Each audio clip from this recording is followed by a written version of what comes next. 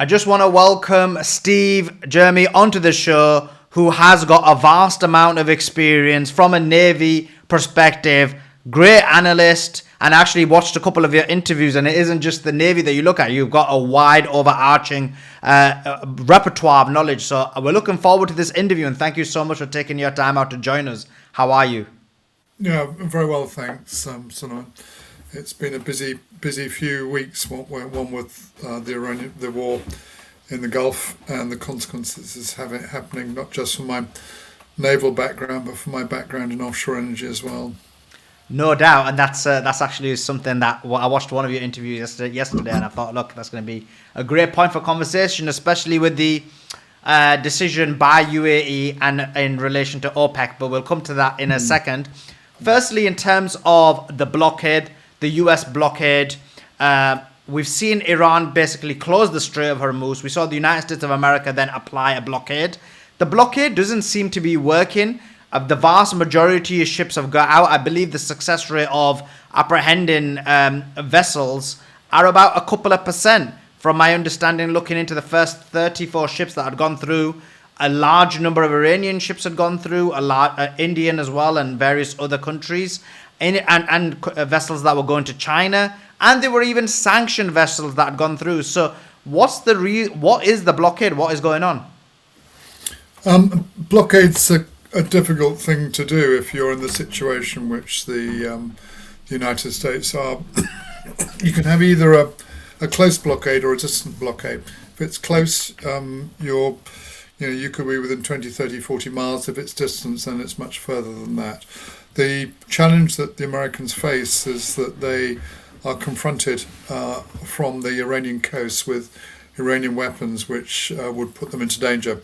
So it makes the operation, a naval operation like that, much more difficult, still immense, because they're probably operating at, I don't know the exact distances, but well in excess of 100 miles, I would say, from the coastline. So of course it's a narrow strait, and as the ships start to come out, then they can do one or two things. Either they disperse, and so it's more difficult to find them, or alternatively do what I think they're doing, which is they hug the territorial waters. So if you think of the coastline, you've got Iran running through to Pakistan and then all the way around to India. So if you're in those territorial waters, which are the waters that are essentially legally owned by Iran and then by Pakistan and then by India, then the Americans will not want to or be able to operate into those waters.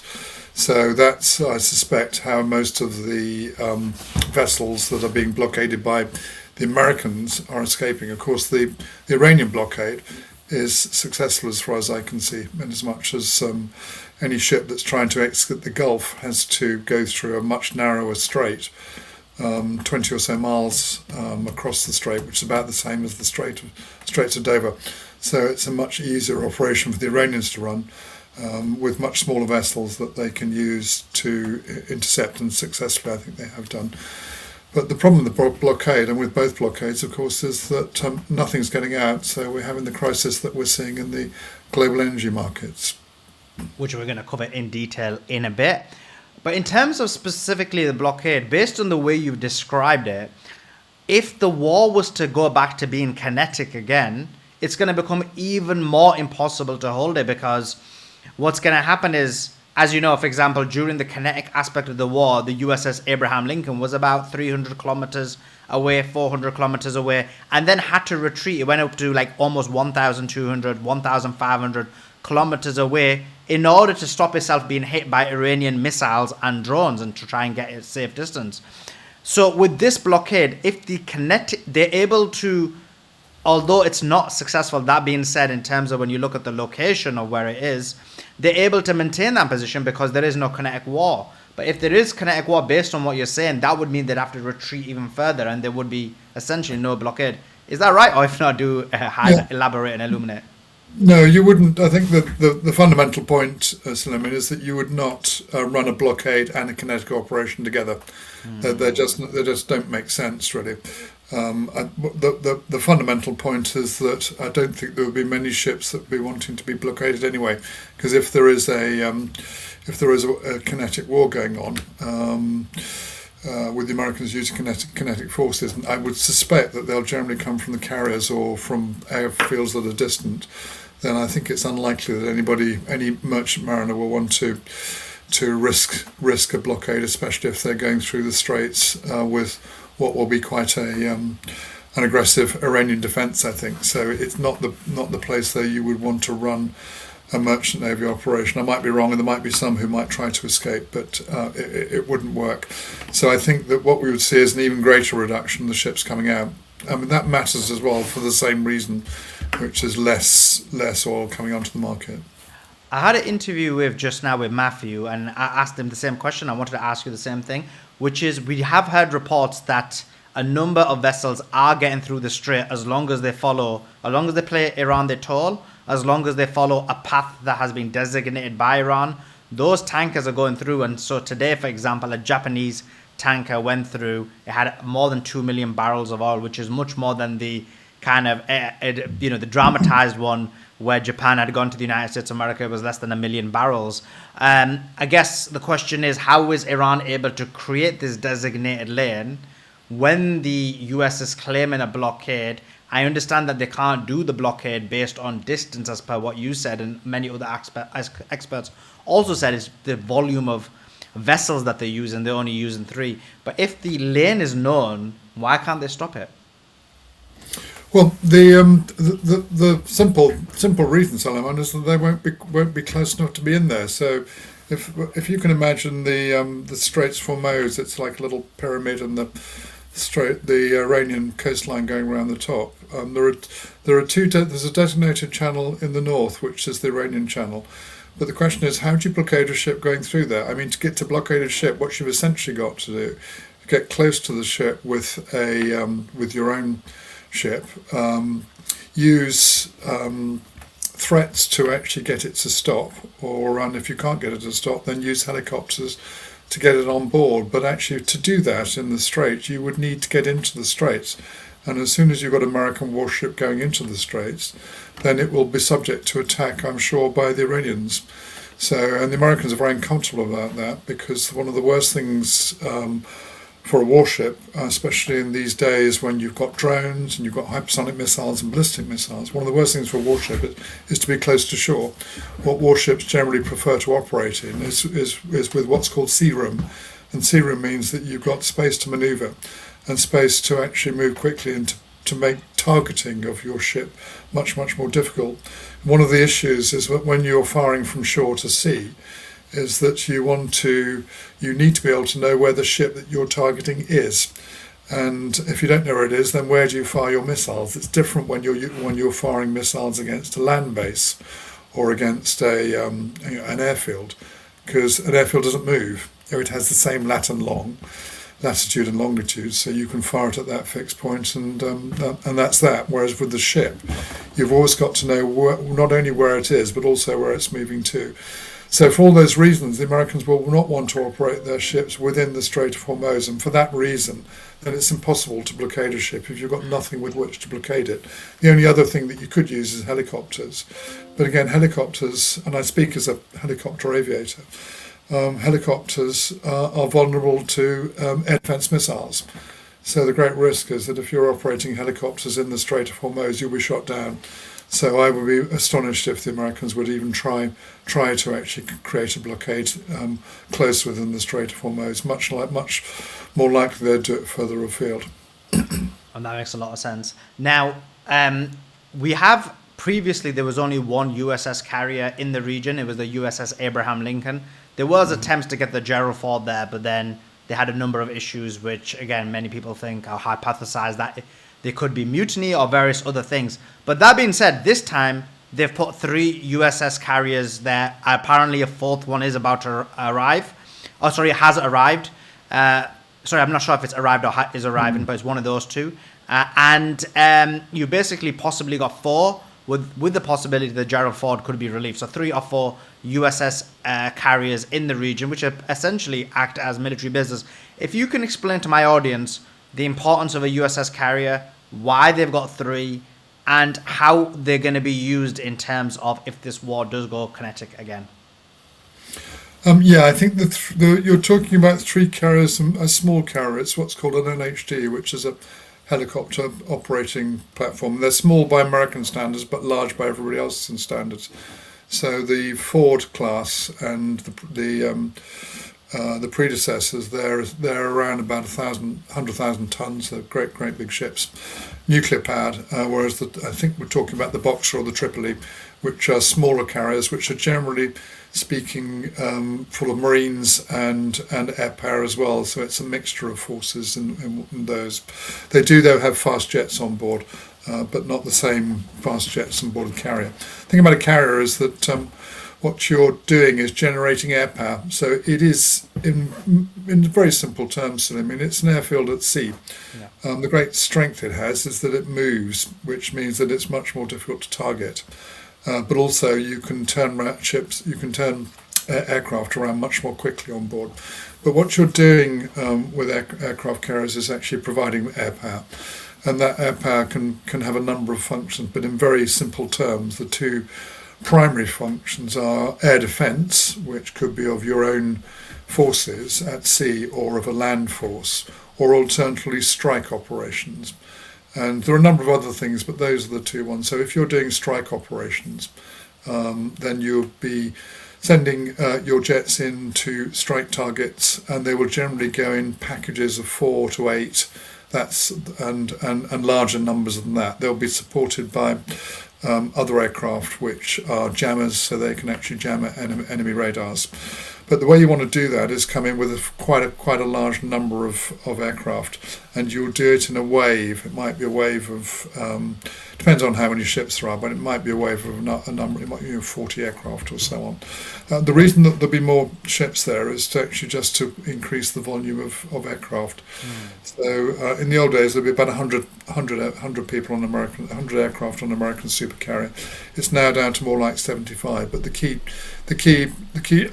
excuse me, the key jets are either the F-18s, Super Hornets, which are air defence and strike, or the F-35s, which are the newer stealth aircraft. Each of the carriers has 4 squadrons of 12, so about 48 in total, and a few other bits and pieces. So it's with those you might want a package of, it's difficult to say without knowing what the targets are. But with strike operations, you've got packages of aircraft going and then coming back on board ship and recovering. With air defence operations, it's different. You're keeping aircraft airborne all the time, so that if there is an attack on your vessels, that you can respond to it immediately and work with your own air defence destroyers. So it's horses for courses, and it depends really what they're doing. But I'm sure the reason, if it is to be kinetic, is just to increase the volume of air power that they can use. During the Second Gulf War, in 2003, where I was commanding the Fleet Air Arm and preparing forces for that. From memory, the Americans had 6 strike aircraft carriers to conduct that war. That was the war that recovered or went into Kuwait for and deposed the Baghdad government. But again, strike that was with a lot of land power as well. The challenge that the Americans face at the moment, and the Israelis, is that their airfields are being counterattacked, and with quite a high degree of success. So although people often say that the aircraft carriers had its day, I think it's more subtle than that, in as much as the issue is really whether you want to use strike air power at all. Because if you're struggling to use it from airfields, and we know that all the Gulf Cooperation state airfields are being attacked, then they're much more vulnerable to have your aircraft there than actually in the carrier. That's not to say the carrier is invulnerable, they're not, but they can at least move with speed, and they have their own defence mechanisms which allow them to defend themselves. So it's a story of air power really, just air power from the sea. And the way in which it's used will depend very much on what the operational intent is, Suleiman. Yeah, and as you said, we've got multiple reports now confirming that the level of damage to those US bases are a lot more significant than even first claimed or described. I guess one last question on this thread, and then I want to talk about the energy crisis with you, especially with the decision made by the UAE. The question is this: based on what you're seeing, the large, huge buildup of military assets in the region, do you think the war is going to get kinetic? Because a lot of people I'm speaking to now are less convinced. They think that this is likely the end of it. It's not going to be kinetic anymore. What's your thoughts based on the major buildup? I think it's not impossible that we'll get kinetic. Before the war began, I thought, on balance, that it would not happen. And the reason I thought it wouldn't happen was because I foresee what exactly has happened, which was that what the Americans expected to be a short war would be anything but, and that the Iranians would respond with three things. They would respond by closing the Strait of Hormuz. They would respond by attacking American air bases and air bases within the region, and they would respond by strategically bombarding Israel, which they've done with, it appears to be, a high degree of success. And I thought for those reasons that the Americans would not do this, because I could see little upside in the war and a lot of downside, and I think we've seen that. But I was wrong. They chose to commit anyway, despite the things that I and many others were foreseeing. And so this time round, although I can't see any upside at all from kinetic operations, it wouldn't entirely surprise me if this White House did respond in this way. The issue is ultimately that they don't have enough land forces. They've got very small land forces. I was talking to Lieutenant Colonel Danny Davis only earlier on today, and I think actually the deployable land forces, so the what I call the fighting soldiers, were well less than 10,000 soldiers, which is a tiny amount given that the Iranian army is in excess of 1 million. So what that tells me is that if they are going to are going to engage in kinetic operations, it will be operations from the sea and from the air, and predominantly air operations. But again, history tells us and doctrine tells us that it's almost impossible to achieve the sorts of objectives that the Americans are trying to achieve just using air forces.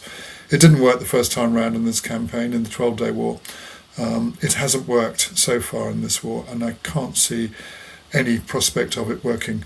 This is not news. In the Second World War, the Allies used air power in this way with questionable effectiveness, and in the Vietnam War, during what was called Operation Rolling Thunder, the Americans tried to pressurize the North Vietnamese into not so much a defeat, but at least a sort of an agreement on what will be done, and it didn't work. So I predict that if they do employ kinetic operations, then unless they've got something secret, which we all don't know about, that we'll see nothing more than an extension of the war and a worsening of the global economy as a consequence of the closure of the Strait of Hormuz. And on that, so before we get into the kind of harm that is caused to the global economy, I want to go to the breaking news. There was news that came out a few hours ago, and it was that UAE has made the decision to leave OPEC. What's OPEC being what's your thoughts on that? If you can explain to my audience what OPEC is and what the implications of their decision are. Yeah, OPEC's is the Association of Oil Producing Countries. It doesn't include all of them, and OPEC Plus includes Russia. But the predominant countries within it are the Gulf states. They're not the only ones, but they're the main ones. Now, I think what the UAE's decision to leave is to do with a just increasing difference of agreement between the Gulf states. That's the states on the west coast side of the Gulf. Those are states which are generally Sunni states, although they're not quite as simple as that. And they have generally been organised within the Gulf Cooperation Council. I think GCC, I can't remember what the C is for. But I think what we're seeing is a breakdown in agreement in terms of the way that they're seeing this war. The UAE seem to be more bellicose and prepared to support the American operation. In part, I think, because there are a couple of islands which are contested, which they are concerned that might be taken by the Iranians or vice versa.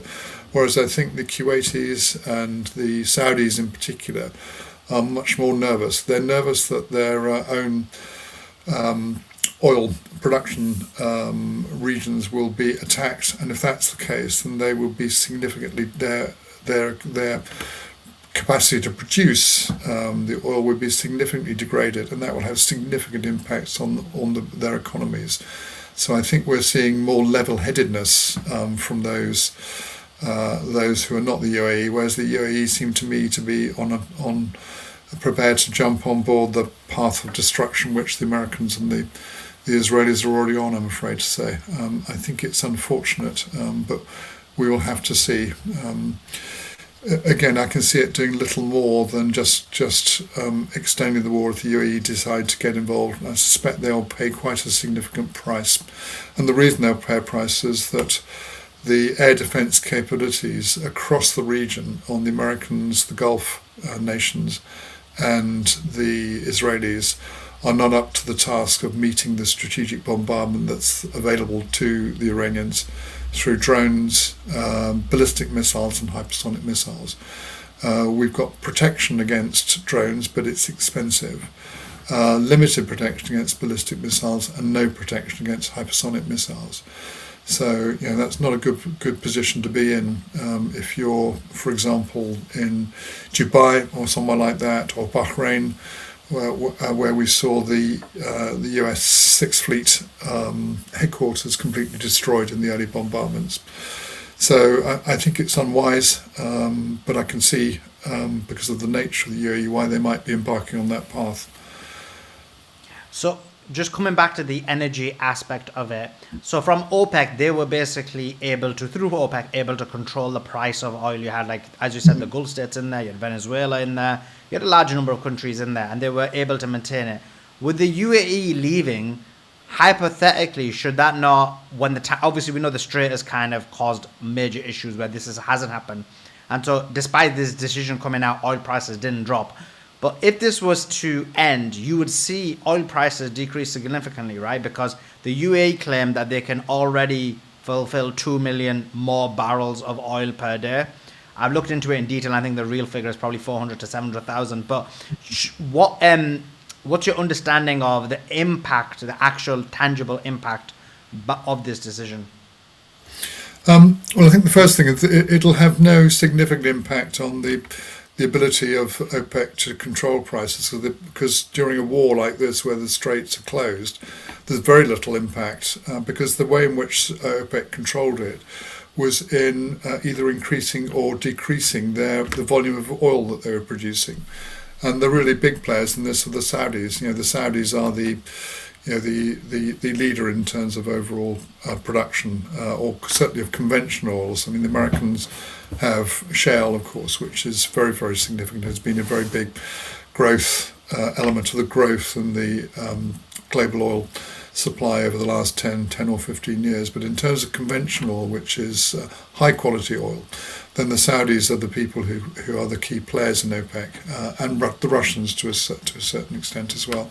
So I don't think it would make a significant difference while the war's going on, and I don't think it would make a huge difference after the war has concluded, largely speaking because UAE represented a relatively small element of the OPEC's overall production, but also because actually what the UAE, the figure of two let's say it's, you said it might be more like 400,000.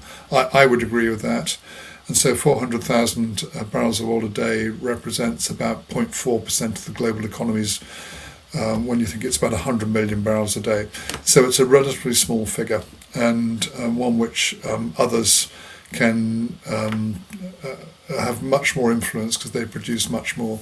From memory, the Saudis are the largest producers of oil. The Kuwaitis are the largest producers of LNG. Again, I'm talking about conventional oil. And the Russians are the second largest producer of oil and the second largest producer of LNG. But on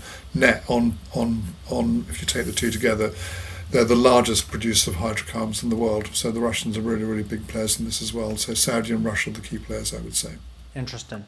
And so coming back to overarchingly, what we've seen is with the Saudis, their capacity in terms of the oil production due to the close of the Strait has reduced by 50%. They've been the least impacted because of Yanbu. But largely speaking, or when you look at this as a compound effect, how much of an impact is this having on Saudi, which is probably the least impacted out of the countries in that region? Yeah, I think, well, again, it all comes down to income, really. I think this, from memory, the Saudis needed a sort of price of about $70 a barrel to actually run their fiscal situation. So, in other words, to generate enough revenue. So that was if they're doing that on 50, I think it's actually I think they would have guessed that they're producing slightly less, about 40% of their production. My figure is around about 10 million barrels a day, and it's difficult for them to go above that. But if they're generating, managing their economy, and it's important to understand that oil is critical to all these Gulf city economies, absolutely critical to their running. So if they're generating enough from 10 million barrels a day, then they will have a challenge to generate the same revenue they would need from 50% of that or 40% of it. So it will have a significant impact on their economies. Saudi in particular. But I would guess it would have the same economic impact on all of the economies, because all of them are critically dependent on oil and gas. They suffer from something which is called Dutch disease, which is when the Dutch discovered liquid natural gas off their coast in the North Sea in the 60s and the 70s. They became such a large producer of LNG that it started to push out all the other things that they produced, and so their economy became something of a one-trick pony. And I think that's the danger in the Gulf economies, which is that they're critically reliant on oil and gas. So although they will be safe in terms of the production of oil and gas, in terms of their economies, they will be facing significant fiscal challenges. It depends, though, on the nature of their monetary reserves as well. And from memory, some of the Gulf states, well, the one that springs to mind immediately is Saudi Arabia, has very, very significant national wealth funds. So, of course, it's not as if they're without capital upon which to draw. The Norwegians are another one who have a very significant national wealth fund, which they've used. They built up this piggy bank, if you like, of investments from their revenues, rather than spend it all on their economies, which at times like this is going to prove to be very wise. In terms of the Saudis, a thought just hit my mind, which is if the oil is being reduced by 40% or reduced by 60% and they're working at 40% capacity, but then you said that they need to sell oil at $70 a barrel in order to maintain their economy. But right now, because of the excessive oil prices, they're selling it at a lot higher anyway. So isn't that almost counterbalancing anyway? They're still generating almost similar levels of revenue. Yeah, it may well do. It may be close to it. I would still think that they've got a deficit to what they're used to. I mean, I might be wrong, but I would still think there would be a deficit. But I would expect all of the those countries which are able to sell their oil to do better. I mean, there's a rather interesting irony, which is that the United States have now taken sanctions away from Russia. Mm-hmm. I'm not sure how much effect they were actually having on Russia, but Russia, of course, now is able is securing a lot more revenue than it would have been in the past, and it was for a short time the same for Iran as well. And the reason that the Americans were taking sanctions off Iran whilst at the same time acting kinetically against them was that by taking sanctions away from Iran, they were actually increasing, or put it a different way, they were increasing the amount of available oil, or to put it another way, reducing the overall impact of the loss of oil from the Straits. So I think that the Saudis will probably not be quite as badly off as others, but others I would guess. And I do wonder if this is one of the reasons that the UAE are in this. I haven't looked at the UAE's overall figures, Suleiman, but I would guess that some of the UAE states are very worried about their economies. Yeah, they're in difficulty for sure. Now, your background was energy, and you were in the field for a very long time. Just from an overarching perspective, how bad is this crisis? We have real concerns, especially in Europe, that there's going to be a lack of fuel. There's going to be a lack of energy. Things are going to get really bad. I know the concern is the same throughout the world. South Korea and Japan more heavily affected and more immediately affected, and same with India. But how bad is the situation? It's as bad as it gets, Suleiman. The reduction in oil supplies during the first and the second oil shocks, which were in the 70s, I think they were about 7% and 9%. And those oil shocks were due to Arab nations starting to take control of their own resources. And who can blame them? But actually, the consequence was that that led to significant consequences for those who consumed their oil at lower prices, because they changed they went up to different market prices as well. But I think it was the Director General of the IEA said about a week ago, something which I've been saying a little bit before then, but nice to see him saying the same thing, was that this crisis is probably bad as the first and the second oil shock and COVID put together. It's existential. So if you can't take 20% of the world's oil out, or it might be as low as 13%, but it's a very, very big figure, and not affect it to have economic consequences. The way to think about this in very, very big picture, Suleiman, is that there is a exceptionally close mathematical correlation between, on the one hand, the use of oil, and on the other hand, this is in the global economy, on the other hand, global GDP, global gross domestic product. And the correlation is near to 1. It's about 0.95 or something like that. I studied mathematics as part of my first degree, so it's an area close to my heart. But that correlation is really, really important, because it means that if you take 20% out, then in rough order of magnitude figures, then that will be the consequence on the global economy. So we're talking about a GDP reduction in the global economy in excess of 10%. 5% reduction is, roughly speaking, a severe recession. In excess of 10% is a depression. So we're talking about a very, very significant effect on the global economy. The issue, though, is that the way that effect plays out varies by region and varies by time. So it varies by region because, of course, when you stop the straits, then it takes longer for the ships that were sailing from the straits to other regions to get there. And the second thing is that it depends as well on what the regions were, what their degree of energy dependence is. So it's clear that the countries that are most affected earliest, because they're both closest but also highly dependent on oil imports, are those in the Far East. Europe is extremely vulnerable in my view. United States a bit better off, and it's very difficult to say how Africa will fare, but I don't have a good sense about Africa. In very simple terms, it's the energy exporting countries which should be the safest and the luckiest. So if you take Europe and Europe as a whole, the only country that I can think of which produce oil are actually Norway and Britain. Now, Norway is completely energy independent. It has a very high degree of renewables, so it's going to be fine, I think. Britain produces from the North Sea, about 50% of its oil and gas. It might be slightly lower. It might be sort of 45%. So taking out, if we start to reduce oil and gas significantly, that's bound to have an effect on Britain, but not quite as bad as other locations. So there are other countries which are highly energy independent or energy dependent. During the COVID, I think it was the COVID events, Suleiman. What was very interesting was that the countries that suffered most were the countries that were the primary energy, the largest energy importers.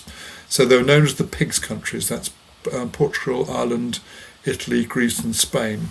And it was their very high degree of imported dependence, which meant that they were much more vulnerable to losses of energy. And there are two things going on. So, of course, so those are the countries that are vulnerable. But what's going on generally, of course, is that as you start to reduce oil, the first thing that happens is that you get an increase in price. which is not fine because it starts to reduce economic activity because people can't afford to do so much. But the next thing is that you will see in places that not just price but availability. So in other words, there simply won't be enough energy even at the highest prices to meet the demand. And that's critical for a world which is for any industrialized world. The point I make to the extent of boring people to death is that we are critically dependent of all fuels, the most important diesel. And diesel fires all our plant, it fires our logistics trains, it fires our trucks and lorries. It's diesel which is in most of the ships. Sometimes the bunker fuel is a lower quality diesel. It's diesel which is in our farming machinery. It's diesel which is in our fishing vessels.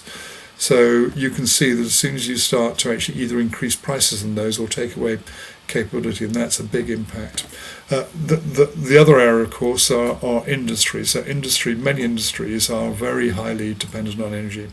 And as soon as you start as the effects of this closure start to ripple out across the world, it's a bit like a very slow speed tsunami, Solomon, if you can imagine, rippling out across the world. So the industries will start to suffer. Firstly, just the industries which are heavy industry anyway, such as steel making. But then so too those industries which rely on spare parts from elsewhere. A very good example is computer chips. I think about 90% of those are made in Taiwan. Taiwan was one of the first places to be hit. I think it's was down, when I last heard, to about 9 or 10 days of LNG, which it relies on for its electrical system. So that in turn would affect the ability of Taiwan to produce chips. Helium are important for those chips, and a lot of that comes out of the Gulf. And then with those chips, with chips starting to come off the production line or reduce in terms of the production line, then of course you've then got the problem is, tell me a bit of modern equipment that doesn't have a computer chip in it of some sort or another. Cars are full of them. You and I are speaking now with computers using chips. So the consequences across the supply chain are slower, but they will come. And of course, the other thing is that the more that you increase things like bunker fuels, for the cost of bunker fuel, I think has gone up for ships by a factor of 2 or 3. I think it's around about the same for aviation fuel. What that immediately does is actually reduce your supply chain capability. So it's much more expensive to send ships around the world, and it's much more expensive to fly trade around the world. That in turn means that in the countries which are not able to operate their industries in the same way, those industries will start to go out of business. And when they go out of business, that's again another reduction in capacity, a reduction in GDP, and that in turn means that capacity isn't going to switch on straight away, because the consequences will be such that if the company's shut down, you can't just go to the people who've now doing different things and get them to start it up again. So for those reasons, the effects are multiple. In fact, I think the interesting thing, Silamin, is that I've been thinking about this energy transition. I was anticipating something along the lines of reductions, but I hadn't anticipated it happening in such a short space of time. So we've gone from 20% reduction in the space of days, as opposed to the much more slow things. And I think the problem is that I don't think anybody really understands the global trading system, because it's been developed by the market. There is no designer for the system, so there's nobody we can go to say, right, we've now started the oil again, can you just switch a couple of buttons and make it all work?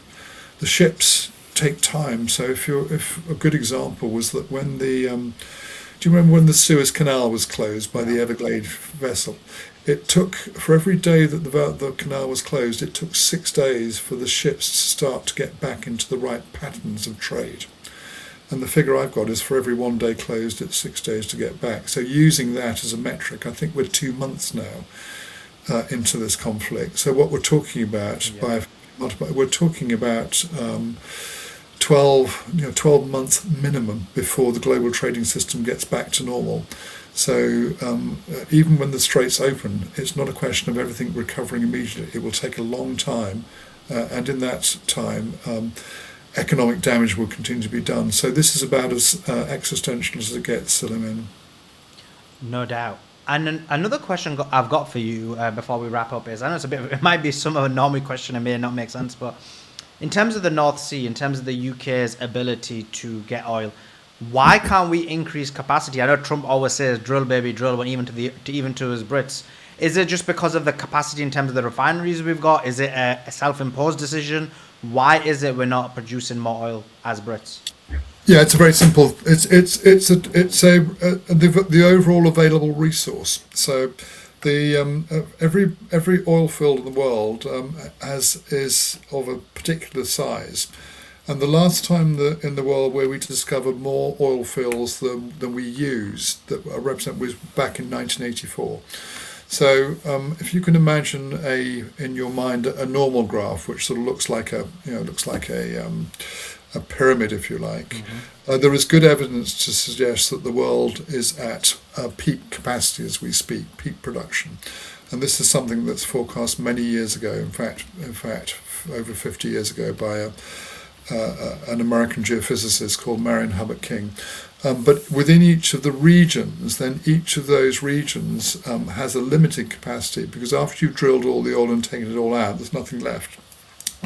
British, I think North Sea oil peaked around about the turn of the century, so 1999, 2000. So we're on the downward slope in terms of what's overall available, and that's why it's not simply a question of turning more on. It's also, interestingly, despite what the president said, the case in the States as well. So the American additional oil production has come from the shale plays, Suleiman, and of those, I think I'm right in saying that there's only one which is still producing at the speed with which or at the production rates which they'd hoped for. And it's the Beaconsfield field, I think. And there were three big fields, but the thing about shale plays is that they are lower quality oil, and it's within shale, and what it's using hydraulic fracturing, which is shoving water into lower quality fields to break up the shale and then extracting the oil from it.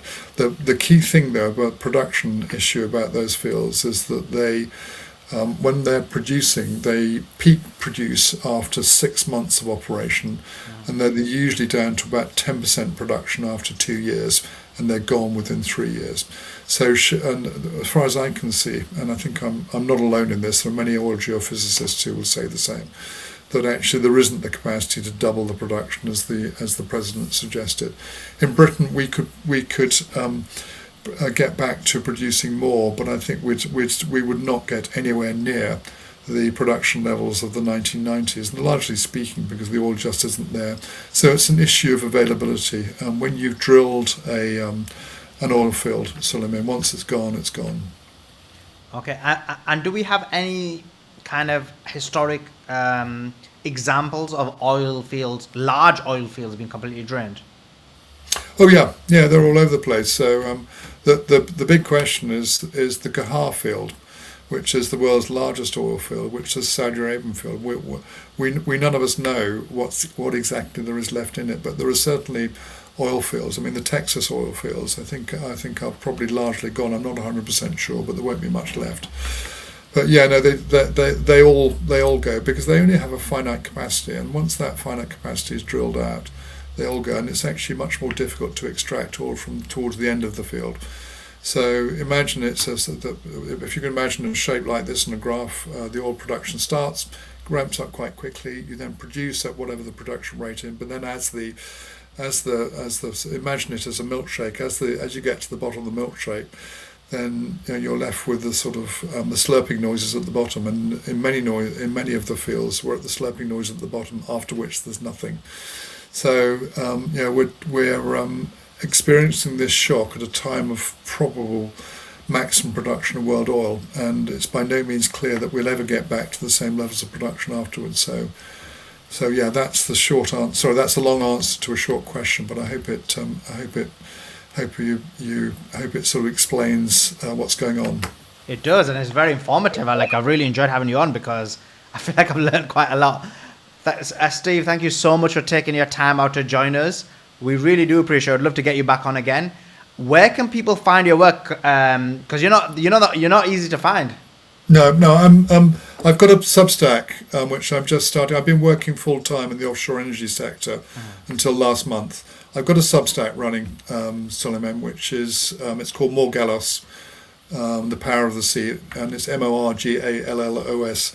I'm only just ramping it up, but it's got most of my previous podcasts on. I think we're about 40 or 50 now, and my writing as well. I've written in other locations, but I hope in late May or early June to actually start a YouTube channel.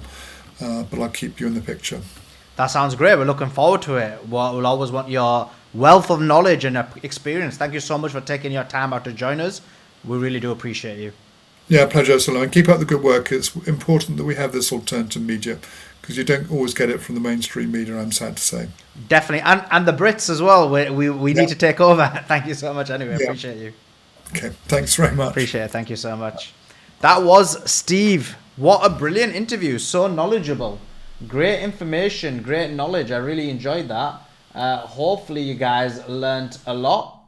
Appreciate you guys. If you guys can do me a favor, make sure you're following Steve's Substack.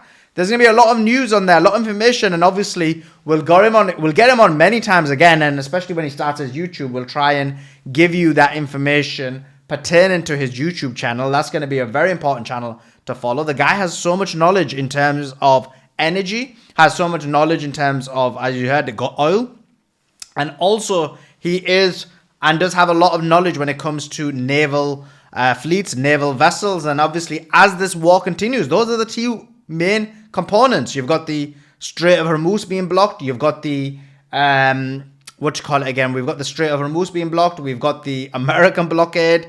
That impact is very important. We've got the 3 USS carriers again. That is important. And then we've got the major energy crisis as well. So really appreciate it. I mean, I learned a lot on that. That was very informative indeed. Make sure you like this channel. Make sure you share it. Like. Share. Subscribe. Subscribe to this channel. Make sure you are subscribed to us. Like, comment, and share. So just so you know what's going to happen, obviously we've got Lieutenant Colonel Anthony Aguilera coming on. So we're going to be moving across to the next stream. Make sure you're following us. And make sure you've got your notifications on this channel. Have your notifications on. Be ready. Thank you. Sadat has put that in the nest. So I'm going to pin that. So everyone click on that link and come across. Obviously, it'll take a few minutes to set up, but we're going to be moving across to the next section. That was very informative indeed. Really enjoyed it. Like, comment, and subscribe.